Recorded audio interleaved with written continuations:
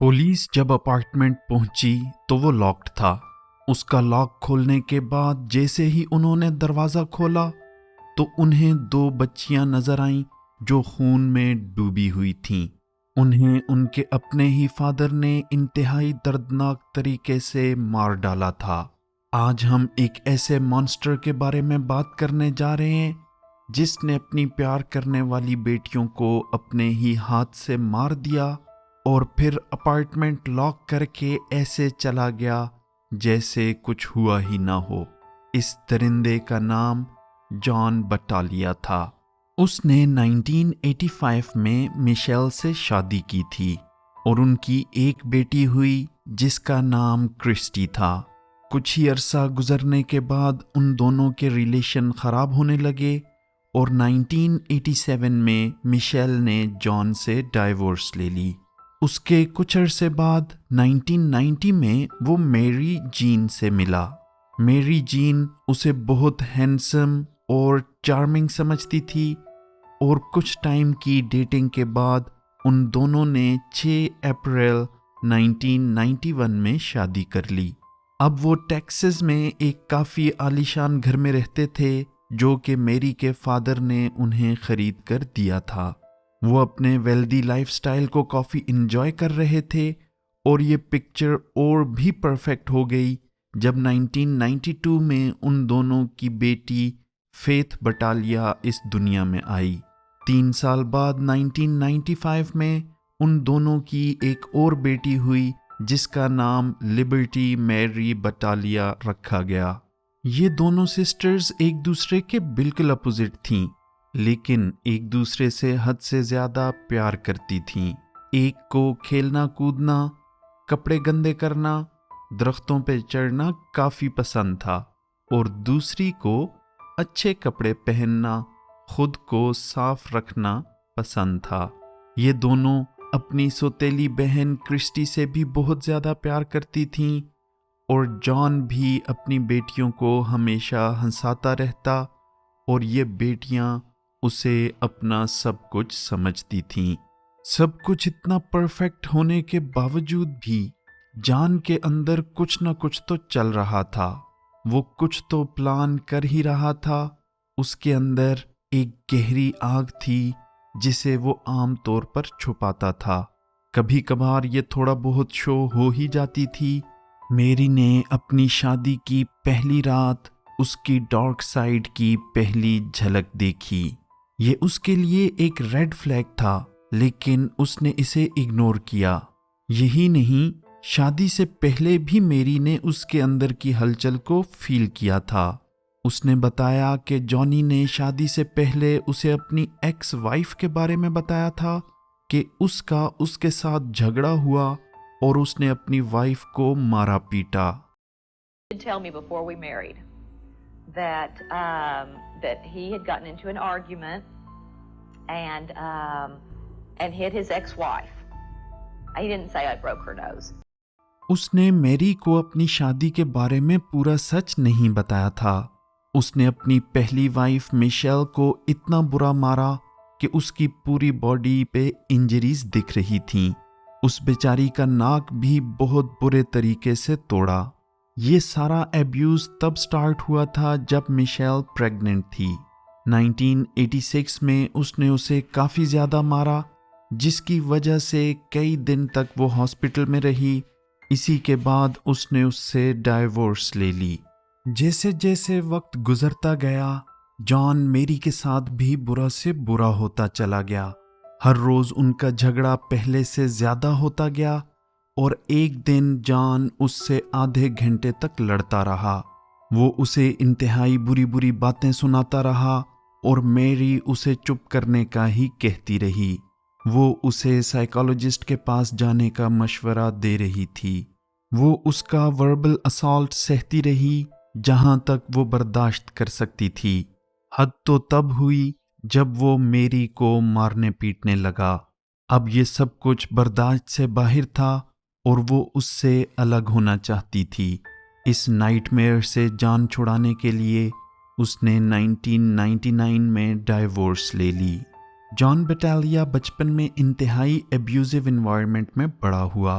उसके फादर भी उसकी तरह अपनी वाइफ को मारते थे और उसी की तरह उसके फादर का भी ख्याल था कि अगर उसकी वाइफ उसकी बात नहीं सुनेगी तो उसे इसी तरीके से लाइन पर लाया जाएगा।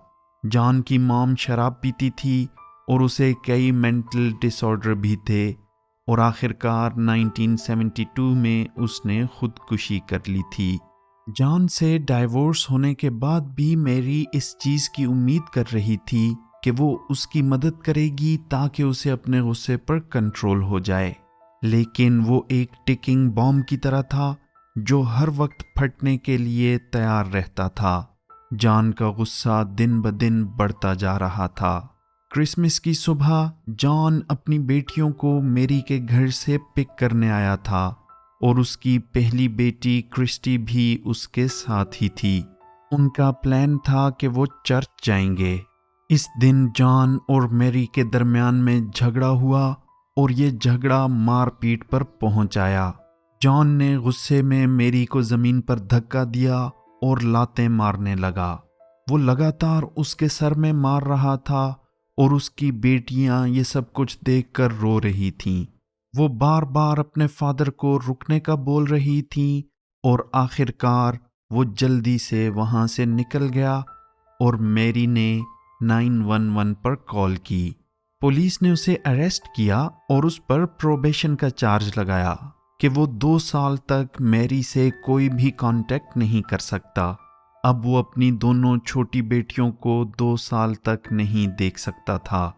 बदकिस्मती से वार्निंग के बाद भी वो न टिका और मैरी को फ़ोन पर तंग करने लगा। मैरी ने ये बात उसके प्रोबेशन ऑफिसर को बताई, इसलिए उसने 2 मई 2001 को उसे अरेस्ट करने का ऑर्डर भेजा। जॉन इस बात पर राज़ी हो गया, लेकिन उसने कहा कि उसे एक और शाम चाहिए और वो अपनी दोनों बेटियों के साथ कुछ वक्त गुजारना चाहता है। इसके बाद वो खुद पुलिस स्टेशन आकर अपने आप को अरेस्ट करवाएगा। ये एक बहुत बड़ी गलती थी जिसने इस शाम को इतना भयानक बना लिया था कि लोगों को आज भी वो याद है। उसने अपनी दोनों बेटियों को मैरी के घर से पिक किया और उनका इरादा वहां से डिनर पर जाने का था। वहां से निकलने के बाद जॉन ने अपना रास्ता तब्दील किया और डिनर की बजाय वो उन्हें अपने घर ले आया जहां वो पहले रहते थे। मैरी उनके लिए काफ़ी ज़्यादा परेशान थी और उसे इस बात का पता नहीं था कि जॉन उन्हें अपने घर ले गया है। मैरी जिस सब से गुजरी थी, इसके बाद वो जॉन को काफ़ी अच्छे तरीके से जानती थी और अपनी बेटियों को उसके पास नहीं भेजना चाहती थी। जब जॉन घर उन्हें पिक करने के लिए आया था तो लिबर्टी बेड के नीचे छुप गई क्योंकि वो अपने फादर के साथ नहीं जाना चाहती थी। मैरी ये सब कुछ चाहते हुए भी नहीं रोक सकती थी क्योंकि कोर्ट की तरफ से ये ऑर्डर था कि जॉन अपनी बेटियों के साथ मिल सकता है और उन्हें ले जा भी सकता है। बेटियों के जाने के बाद मैरी अपने दोस्त के घर गई और उसकी दोस्त ने उसे बताया कि उसकी मॉम उसे कॉल करके कुछ कह रही हैं।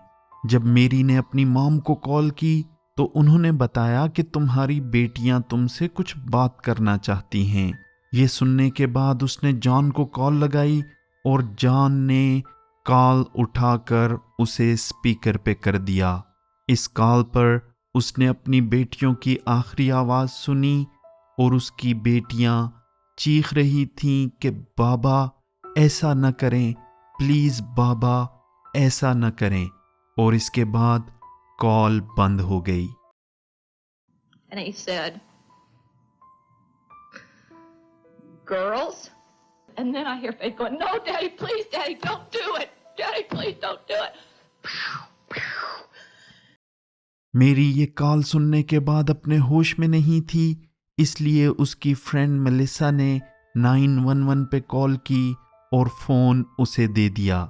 उसने पुलिस को बताया कि उसका हस्बैंड उसकी बेटियों को मार देगा और उसने फ़ोन पर गोली की आवाज़ सुनी है। पुलिस इस सीन पर पहुंची। वो यकीन नहीं कर सकते थे के अंदर एंटर होने के बाद वो एक हार्ट ब्रेकिंग मंजर देखेंगे।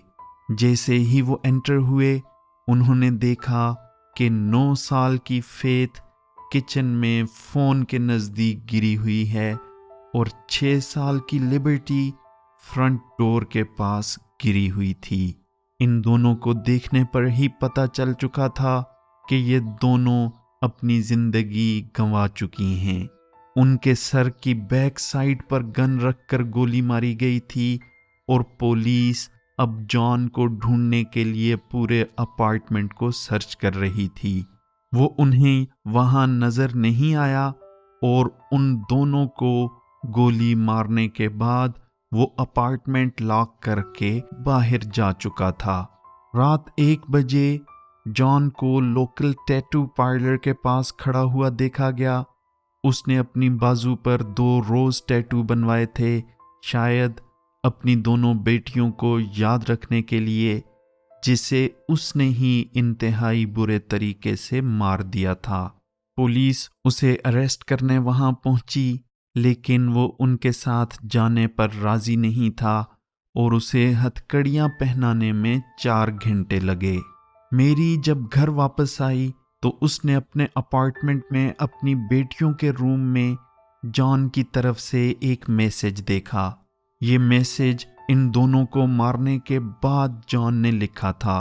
उसने इस मैसेज में कहा, गुड नाइट मेरी बेटियों, मुझे उम्मीद है कि तुम आराम कर रही होगी।